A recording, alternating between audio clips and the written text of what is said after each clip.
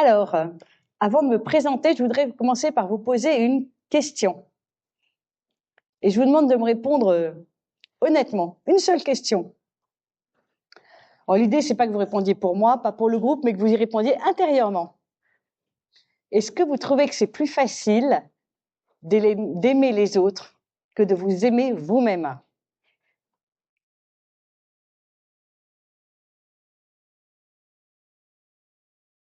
Je vous demande pas de lever la main, mais en général, la réponse est oui. Oui, c'est plus facile d'aimer les autres que de s'aimer soi-même.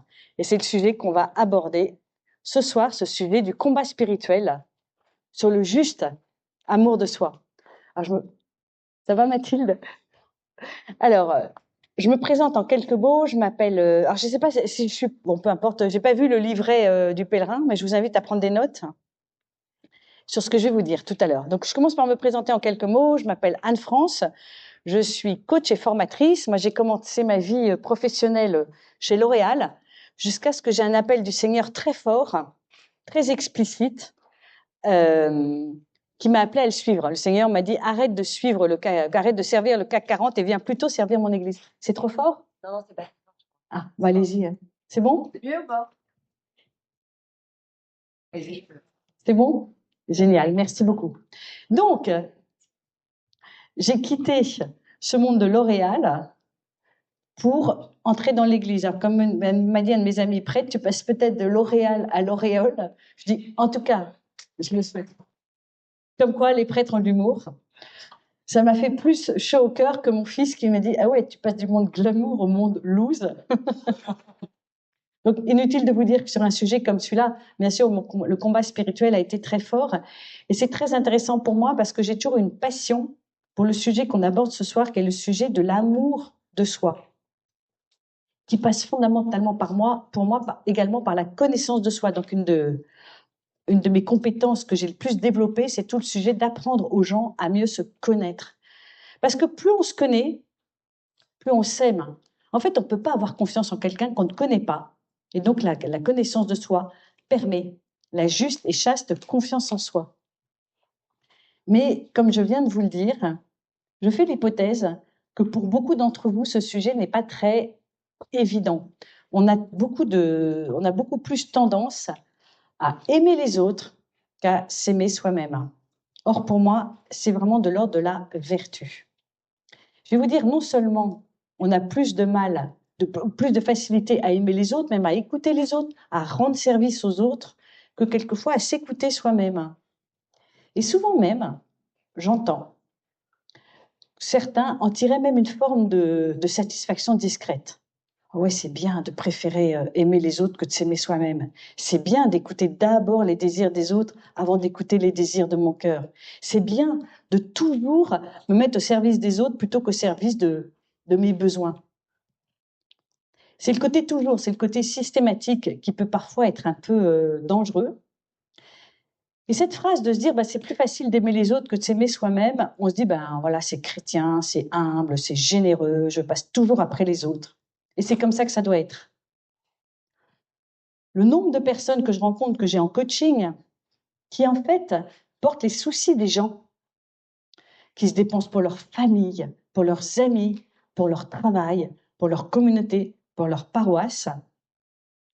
Et à la fin de la journée, quand il ne reste plus rien, on est épuisé, qu'on a tout donné, on se dit, voilà, c'est normal. Et c'est même la preuve qu'on a bien vécu sa journée pour certains ans, mais j'ai tellement donné qu'en fait, il ne me reste rien pour moi. C'est probablement là que je suis un bon chrétien. Beaucoup de personnes se disent ça.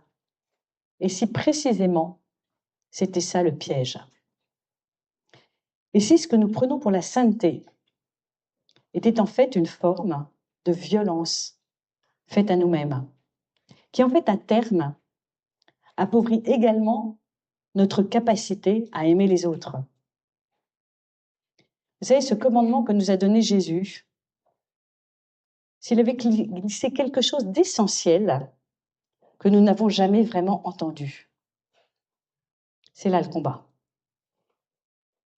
C'est cette question que nous allons traverser ensemble. Elle est exigeante. Elle peut bousculer certaines choses que vous croyez installées, mais elle est au cœur de l'Évangile. Le sujet, c'est vraiment ce sujet du combat spirituel dans le juste amour de soi. Ou dit autrement, comment aimer Dieu et les autres comme soi-même. Qu'est-ce que ce comme soi-même change vraiment à notre vie à tous. Et pour moi, c'est particulièrement pertinent auprès de chrétiens. Moi, je suis toujours frappée, donc ça fait 40 ans que je fais de l'accompagnement de personnes, de structures, d'organisations. Donc clairement, depuis quelques années, je me suis beaucoup plus concentrée sur l'Église, parce que Dieu a mis dans mon cœur un amour incroyable pour l'Église. Donc je continue une partie de mon accompagnement en entreprise, mais également beaucoup en Église. Et je suis toujours très étonnée de voir à quel point ce sujet de l'amour de soi est beaucoup plus prégnant en entreprise. Moi, j'habite à Levallois, donc j'accompagne beaucoup de cadres, par exemple de L'Oréal, parce qu'ils sont juste en face de chez moi. En fait, certains d'entre eux n'ont pas de problème majeur sur le sujet de l'amour de soi. C'est même quelquefois plus, et je trouve que c'est étonnant que ce soit quelquefois plus compliqué pour des chrétiens d'assumer qu'on peut s'aimer soi-même que pour des gens qui vivent dans un monde totalement profane. Et ça, c'est cette expérience que je souhaite vous partager et sur laquelle j'aimerais qu'on travaille. Donc, je reviens au texte. Matthieu 22, versets 27 à 39. Un scribe interroge Jésus. Et là, c'est un piège, clairement. Il veut le coincer. Maître, quel est le plus grand commandement? Et Jésus répond avec cette simplicité déconcertante. Tu aimeras le Seigneur ton Dieu de tout ton cœur, de toute ton âme et de tout ton esprit. C'est le plus grand et le premier commandement. Le second lui est semblable. Tu aimeras ton prochain comme toi-même. Nous connaissons ce texte. Nous l'avons entendu des dizaines de fois. Tellement de fois que peut-être, à certains moments, nous ne l'entendons plus vraiment. Alors, je voudrais vous inviter à le regarder de très près. C'est en particulier ces deux derniers mots, comme toi-même. Ce n'est pas une formule de politesse. Ce n'est pas une comparaison rhétorique ajoutée pour faire joli. C'est la mesure que Jésus lui-même donne à l'amour du prochain. Il dit, la façon dont tu dois aimer ton prochain, tu la connais déjà. Tu en as le modèle en toi. C'est la façon dont tu t'aimes toi-même. Ce comme toi-même, il présuppose quelque chose d'énorme, que l'amour de soi existe, qu'il est légitime et qu'il est la référence à partir de laquelle se mesure tout le reste. Et là, 3 lectures de ce commandement sont possibles. 3 chemins, 2 impasses et un chemin qui mène quelque part. La première lecture, c'est l'égoïsme spiritualisé. Aime-toi d'abord, les autres ensuite. Pense à toi, c'est dans la Bible. Vous vous en doutez, c'est utiliser le texte pour justifier l'indifférence, le confort, le refus du sacrifice. On s'en sert pour ne pas se remettre en question, pour fermer les yeux sur les besoins des autres, pour faire de soi-même, de son bien-être, la valeur suprême. C'est le comme toi-même détourné, instrumentalisé, transformé en permission de ne pas aimer. Ce n'est évidemment pas ce que dit Jésus. La deuxième lecture, c'est son opposé exact. Et c'est là où beaucoup de chrétiens, sincères et généreux, se perdent parfois pendant des décennies. Je ne compte pas. Seuls les autres comptent. Me consacrer du temps à moi-même, ce serait de l'orgueil, de la tiédeur, un manque de générosité. On efface le comme toi-même, comme s'il n'était pas là, comme s'il était une coquille vide. On vit dans un oubli de soi permanent. On ressent de la culpabilité dès qu'on prend du repos. On est incapable de recevoir quoi que ce soit. Un compliment, un service, un soin, sans se sentir immédiatement redevable ou illégitime. Et on pense qu'on peut appeler ça la sainteté. On en est même un peu fier parfois. Moi, je suis une grande fan, une grande amoureuse des signes de reconnaissance.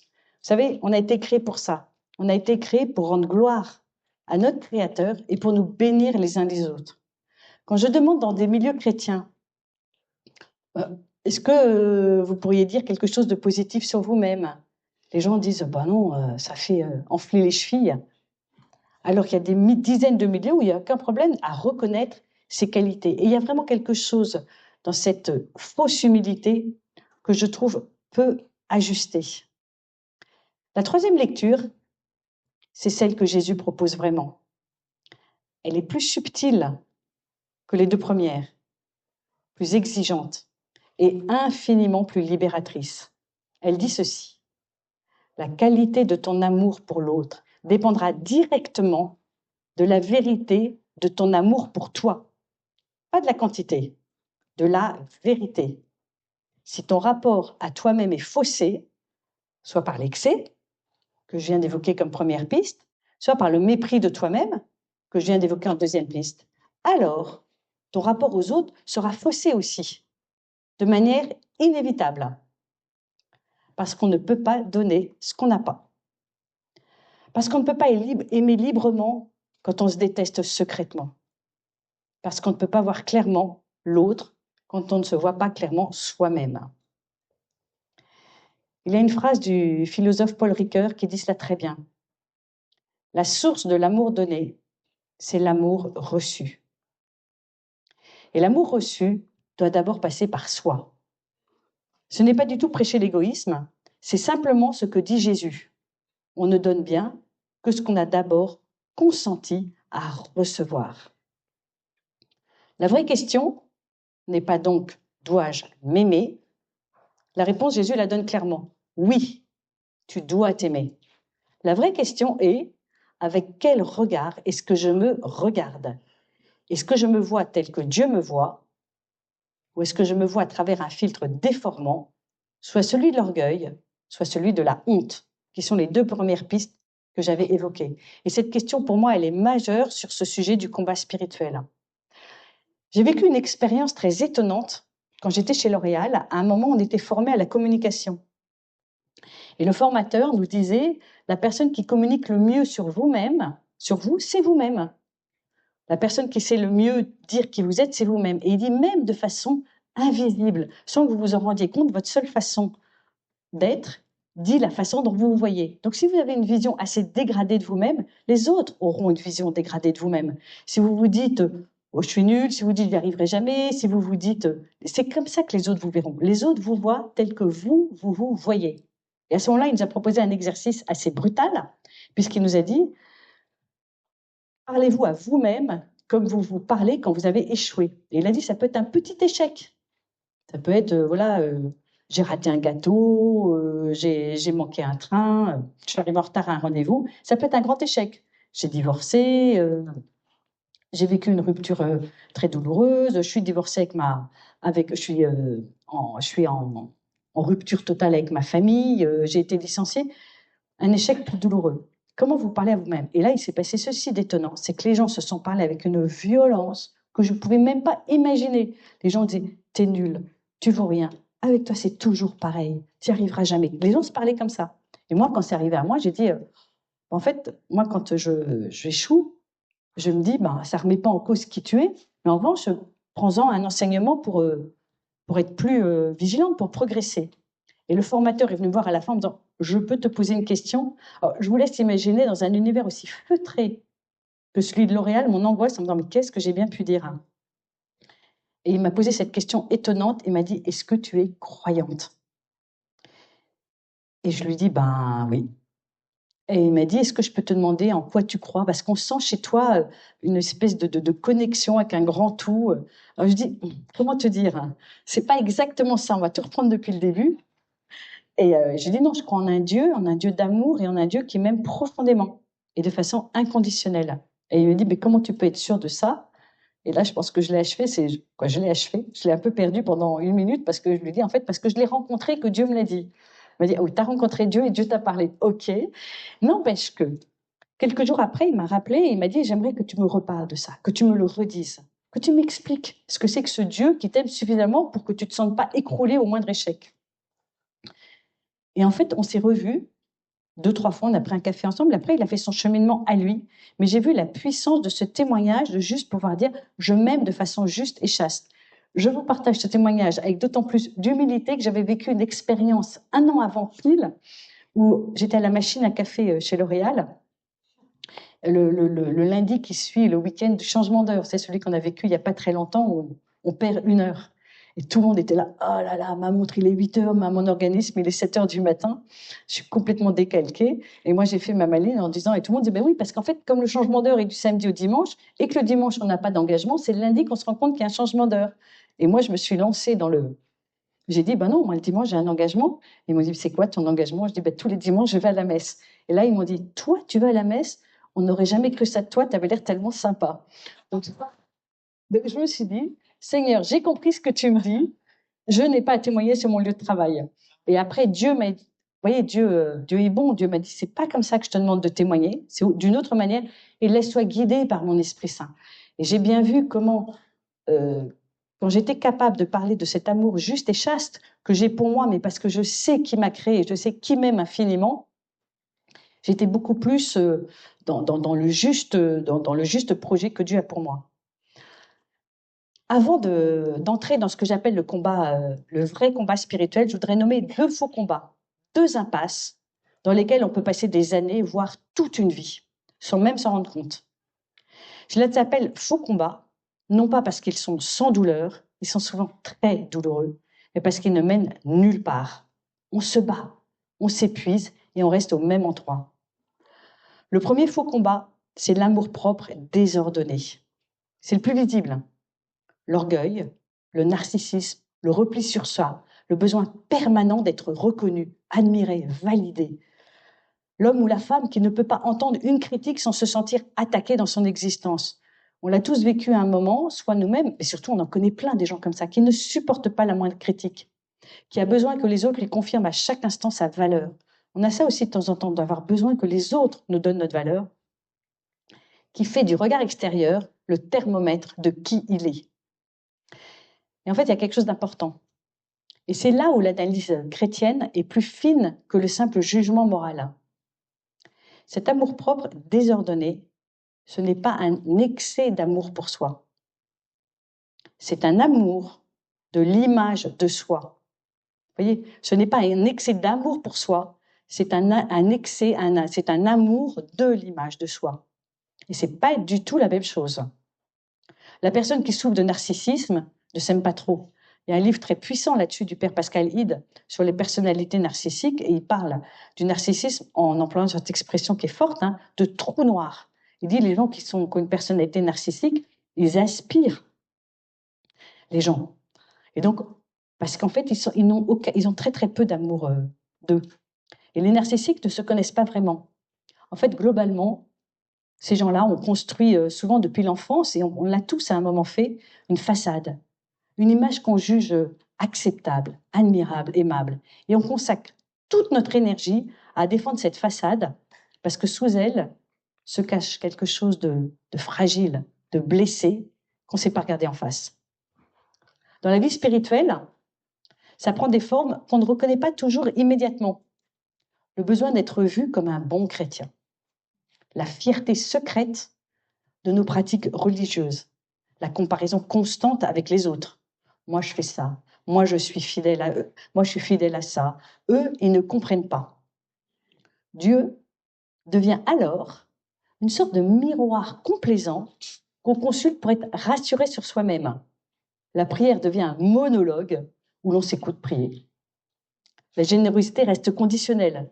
On donne quand ça valorise, on se retire quand ça coûte. Ça, c'est pas de l'amour, c'est du commerce. Et au fond, c'est une forme de solitude profonde, parce qu'on n'est jamais vraiment en relation. On est toujours en représentation. Le deuxième faux combat, c'est la haine de soi déguisée en humilité. Alors ça, c'est le piège le plus redoutable, et de loin le plus courant parmi les croyants sincères, les généreux, les engagés, ceux qui prennent leur vie spirituelle au sérieux. Ça ressemble à de l'humilité. Ça se présente comme du don de soi. C'est ce que je disais tout à l'heure. Ça utilise un vocabulaire spirituel. Moi, autant je suis une grande amoureuse des paroles de bénédiction, autant je suis toujours très inquiète par tout ce qui est manipulation de la parole de Dieu, tout ce qui est la spiritualisation. Donc les gens qui disent « je ne suis rien devant Dieu, je suis un pécheur, je ne mérite pas ». Dans ces mots-là, il y a une part de vérité théologique. Oui, nous sommes créatures, oui, nous sommes pécheurs, oui, nous vivons de la grâce. Mais il y a aussi très souvent quelque chose qui n'est plus de la théologie, une violence intérieure permanente dirigée contre soi-même. Je ne mérite pas d'être aimé. Qui suis-je pour avoir des besoins? Je ne suis jamais assez bien. Si les gens savaient vraiment qui je suis, ils seraient déçus. J'aurais dû faire mieux, j'aurais dû être plus fort, j'aurais dû tenir. Ces voix, vous les reconnaissez peut-être. Elles sont là, au fond, discrètes, parfois hurlantes. Elles commencent chaque acte, chaque prière, chaque effort, et elles concluent toujours de la même façon. Pas suffisant, encore raté, toujours pareil. Et vous savez très bien qui nous envoie ces petites voix. Le malin, il a une grande passion pour la fausse humilité. Et c'est toujours pareil. Donc la personne qui vit sous ce régime-là, qui laisse ses voix de l'adversaire l'atteindre, elle développe une difficulté profonde et souvent invisible à recevoir. Recevoir un compliment, elle le détourne, elle le minimise, elle le retourne contre elle. « Oh, c'est rien, tu exagères. » Recevoir la pardon de Dieu, en fait, elle l'accepte. En théorie, elle coche la case confessionnelle, mais elle ne le ressent jamais vraiment. Elle continue à se condamner intérieurement parce qu'au fond d'elle, elle pense qu'elle ne le mérite pas encore assez. Recevoir de l'aide, elle refuse, parce que pour avoir de l'aide, ça prouve qu'elle n'est pas à la hauteur. Il y a une phrase que j'aime énormément, c'est de dire que le malin, je ne sais pas si vous la connaissez, il nous connaît par notre nom, mais il nous appelle par notre péché, alors que Dieu connaît notre péché et nous appelle par notre nom. Et en fait, cette façon, ces petites voix du malin, en fait, progressivement, insidieusement, ça crée une blessure qui empoisonne l'amour qu'elle cherche pourtant à donner. Parce que franchement, on ne donne pas librement quand on donne pour se racheter, quand on donne par culpabilité. Parce qu'on ne sert pas avec joie, quand on sert pour mériter d'exister.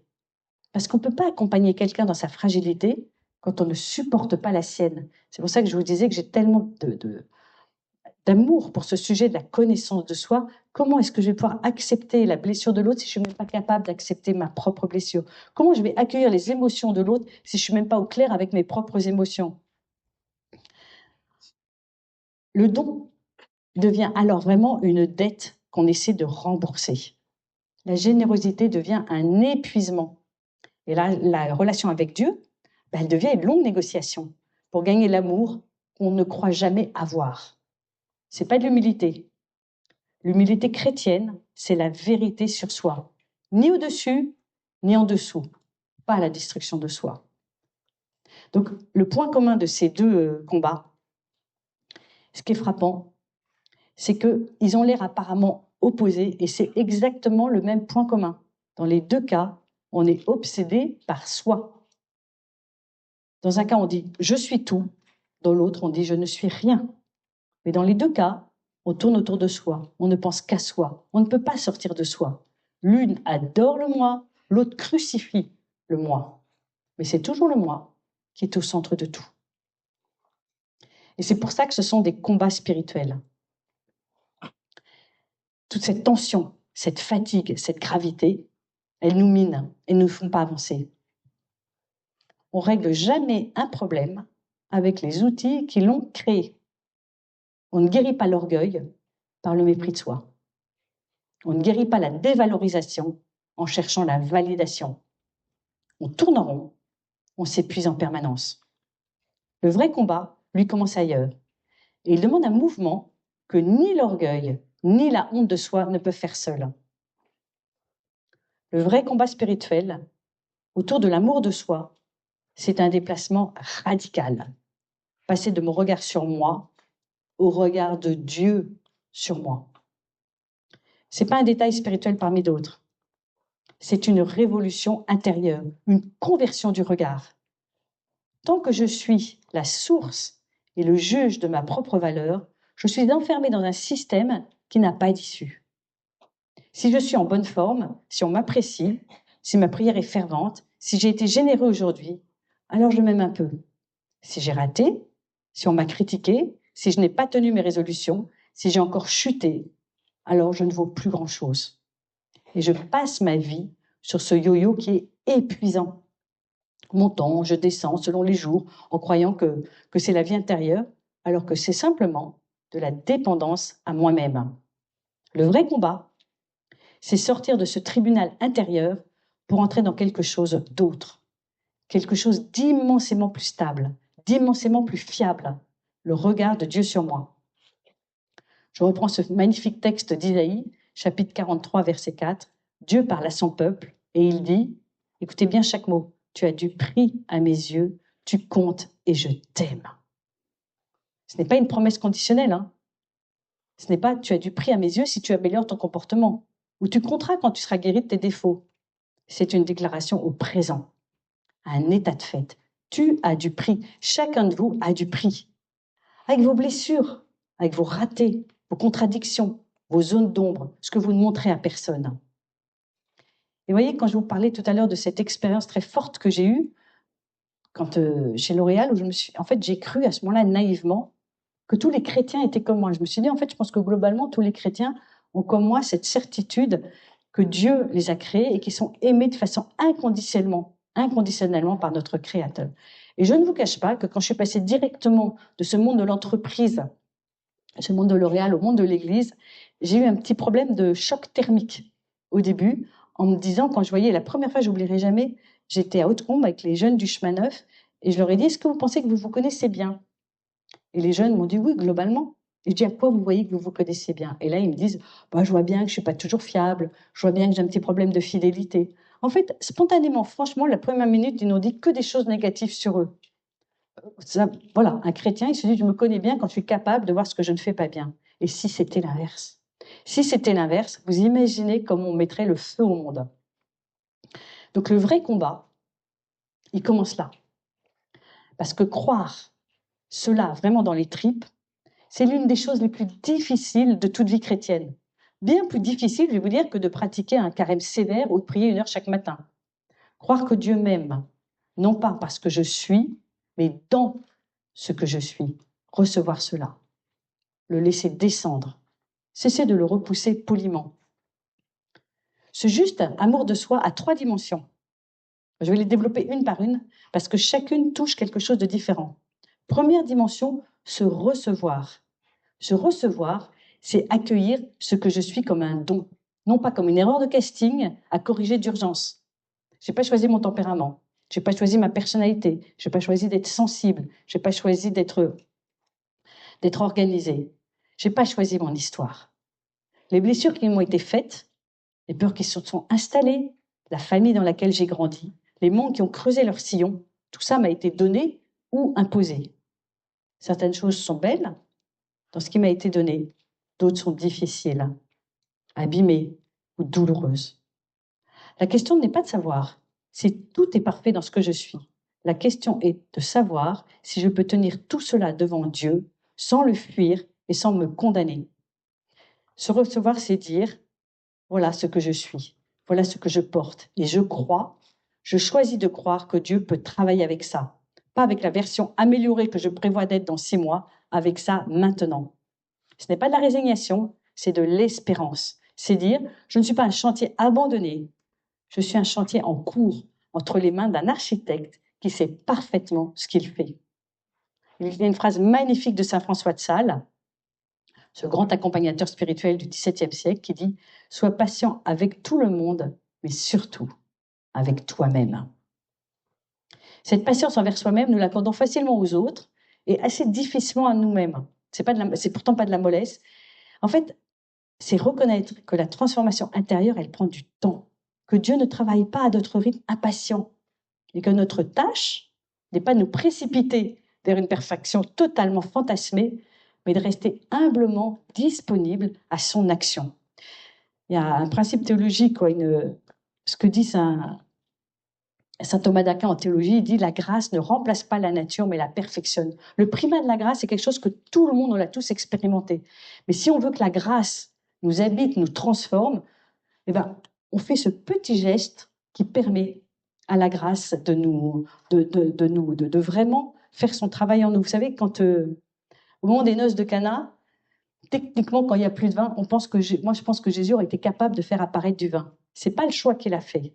Il a fait le choix de transformer de l'eau, de transformer en vin de l'eau que des hommes avaient mis dans des citernes. Quand tout le monde a faim, il ne dit pas je vais faire apparaître des pains et des poissons. On peut penser que quelqu'un qui est capable, que Dieu est capable de tout, ce n'est pas le choix qu'il fait. Il multiplie ce qu'apporte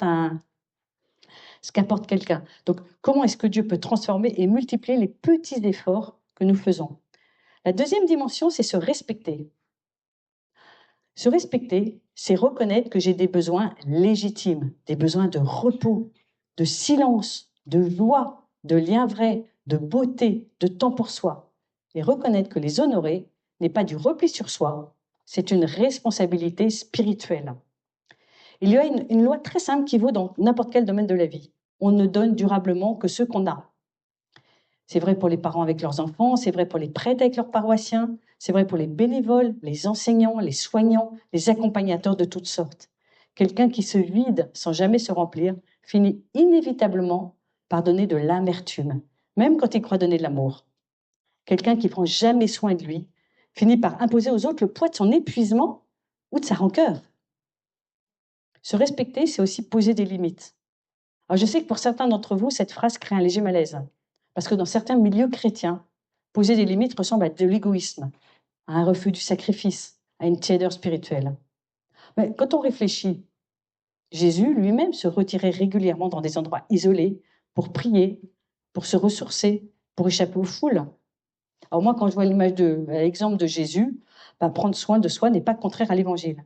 Peut-être même que c'est se mettre à l'école de Jésus. Dire non à certaines demandes avec clarté et bienveillance, ce n'est pas de la dureté, c'est de la vérité dans la relation. Et on aime bien mieux, on aime plus librement quand on est honnête sur ce qu'on peut réellement porter. Moi, je fais des formations entières, par exemple pour les prêtres, sur savoir dire non. D'abord, pour mettre ces limites que je vous présente, mais aussi pour une toute autre raison. C'est que moi, je suis frappée de voir que les prêtres qui sont incapables de dire non sont les mêmes qui sont incapables de recevoir le non. Et pour nous, c'est pareil. Si on est incapable de dire non, la personne qui vous dira non, vous le prendrez comme une attaque personnelle, alors que c'est juste une façon de dire la vérité. La troisième dimension, c'est se pardonner. Pour moi, c'est le combat le plus rude, de loin le plus profond, et peut-être le plus urgent pour beaucoup d'entre nous. Observons, on accorde souvent au prochain une miséricorde qu'on refuse absolument de s'appliquer à soi-même. Si un ami vous dit qu'il a raté quelque chose d'important, qu'il le regrette, vous trouverez facilement les mots pour le relever. Vous lui dites que c'est humain, que ça ne le définit pas, qu'il peut recommencer, que vous ne le jugez pas, vous le regardez avec bienveillance.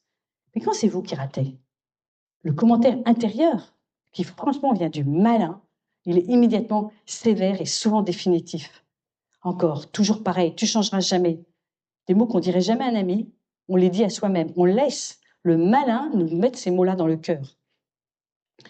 Quelquefois, c'est quand je suis en coaching, les gens se parlent à eux-mêmes. Alors même quand j'ai pas mal de clients qui sont pas chrétiens, et quand ils s'envoient certaines phrases, j'en ai, est-ce que juste vous pouvez redire ces phrases? Alors je change de place, écoutez, et vous me les dites à moi, ou vous les dites à quelqu'un. Et ils osent pas les dire. Je peux pas dire à quelqu'un t'es nul, t'y arriveras pas. Donc ils se disent à soi-même des mots qu'ils ne diraient jamais à quelqu'un. J'avais vu c'était une pub que j'avais trouvée assez drôle. On voyait pour Dove, les savons, les produits de beauté Dove, et on voyait des femmes autour d'une table dire oh là là, dis donc, t'as une sale tête le matin, t'as des grosses fesses, t'as vu tes cuisses, t'as vu tes joues tombantes. Elles étaient 4-5 à se parler comme ça. Un homme s'approche de la table et dit c'est pas très gentil la façon dont vous vous parlez les unes aux autres. Et elles répondent toutes d'une même voix ah non, mais c'est comme ça que l'on se parle à nous-mêmes le matin. Voilà, la façon dont vous vous parlez est aussi modélisante que la façon dont vous parlez aux autres.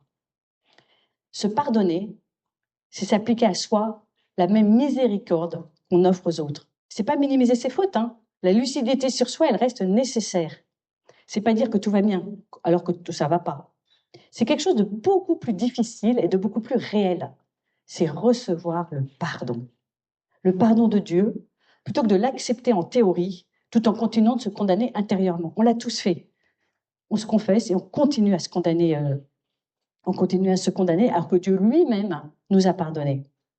Prenons la parabole de l'enfant prodigue. En Luc 15, le fils revient, il a préparé son discours de repentir, il sait qu'il ne mérite plus d'être appelé fils, et le père C'est vraiment, on sait bien que le Père, c'est le portrait de Dieu. Le Père le voit de loin. Il n'attend pas stoïquement sur le pas de la porte, il le voit de loin. Il est ému aux entrailles, il court, il l'embrasse, il lui coupe la parole avant même qu'il ait fini son discours de regret et il lui met la plus belle robe, il organise une fête. En fait, c'est ça le regard de Dieu sur vous. C'est pas le regard du fils aîné, raide, comptable, indigné, qui qui fait la liste des mérites et des fautes. C'est le regard du Père qui court, qui n'attend pas que vous soyez parfait pour courir, qui court vers vous. Le Père, il court vers chacun d'entre vous, tel que vous êtes, là où vous en êtes. Le combat spirituel, c'est de laisser ce Père courir vers vous, ne pas s'esquiver, ne pas lui dire que vous n'êtes pas prêt, que vous n'en valez pas la peine, qu'il faudrait d'abord que vous régliez ceci ou cela. Restez là, tenir bon dans la conviction que son amour précède votre mérite et le recevoir. C'est peut-être pour moi l'acte le plus courageux de toute vie spirituelle. Et en ça, je trouve que Saint Michel est une figure de ce combat extraordinairement modélisant. Ces fameux mensonges que nous dit le diable. Le premier, tu n'es pas assez à la hauteur, tu n'es pas assez bien, tu ne mérites pas. Et le deuxième, tu n'as besoin de personne. Ces deux mensonges qui nous viennent du malin. Je vous invite à les combattre avec ce que je viens de vous proposer. Donc on va terminer. Mais je ne veux pas terminer sur des idées, même si elles sont bonnes. Je vais vous laisser quelque chose de concret à porter ce soir et demain matin. Une question à méditer pendant que vous montrez au Mont-Saint-Michel. Pendant la montée, en marchant, dans les silences, entre les conversations, je vous invite à porter cette question, une seule. Je vous ai posé une question d'introduction, là je vous pose juste une question que je vous invite à vous poser en conclusion. Elle est simple, en apparence, mais elle peut ouvrir vraiment quelque chose d'important. Qu'est-ce que Dieu voit en moi que je refuse encore de voir? Je vous invite vraiment à noter cette phrase. Qu'est-ce que Dieu voit en moi que je refuse encore de voir? Pas ce que vous voudriez être, pas ce que vous avez raté, que vous connaissez déjà par cœur, mais ce que Dieu voit en vous. Une valeur, une beauté, une capacité, une fidélité discrète, une blessure portée avec courage. En fait, accueillez-la. Laissez cette question travailler. Ne la forcez pas, marchez avec elle. Voilà, à un moment, devant la baie, devant un spectacle magnifique, nommez intérieurement une chose vraie et belle en vous. Une seule suffit. C'est pas un exercice de développement personnel, ce que je vous dis. C'est pas de la complaisance. C'est un acte d'obéissance à ce que Dieu a fait. Il vous a fait avec soin, avec intention, avec amour. Et moi, j'ai 4 enfants. Je suis incapable de vous dire combien de cheveux a chacun de mes enfants sur sa tête. Dieu peut dire comptez chacun de nos cheveux. Je vais vous dire quelque chose. Faire ce que je vous propose, en fait, reconnaître cela, c'est lui rendre gloire à lui. Refuser de le voir, c'est rejeter son travail. Et si vous ne les trouvez pas facilement, si quelque chose se referme en vous, si la voix intérieure, dont vous savez très bien ce qu'elle vous dit il n'y a rien de beau, alors notez-le. Parce que c'est précisément là que le combat se joue pour vous. C'est précisément là que Michel, Saint Michel, est appelé à dégainer son épée. Donc je vous propose de terminer avec une prière. Seigneur, apprends-moi à m'aimer comme tu m'aimes, ni trop peu, ni dans l'illusion de ma grandeur, ni dans le mépris de ce que j'ai fait. Apprends-moi à me recevoir comme tu me reçois, avec la patience du Père qui court, avec la tendresse de Dieu qui voit de loin et qui n'attend pas que je sois guéri pour courir vers moi. Quand la voix de l'accusateur s'élève, qu'elle me dit que je suis trop, ou qu'elle me souffle que je n'ai besoin de rien, donne-moi la grâce de reconnaître le mensonge et de rester dans la vérité sur moi. Que je puisse donner aux autres ce que tu m'as donné à moi, non pas ma perfection, mais ma vérité, non pas ma force, mais ma liberté. Saint Michel, toi qui portes dans ton nom même, la question de l'identité, défends-nous dans ce combat du dedans. Que ton épée tranche le mensonge que nous croyons sur nous-mêmes et que la vérité de Dieu sur nous devienne enfin notre demeure. Amen. Donc, j'ai droit à 3 minutes pour des questions, si vous voulez.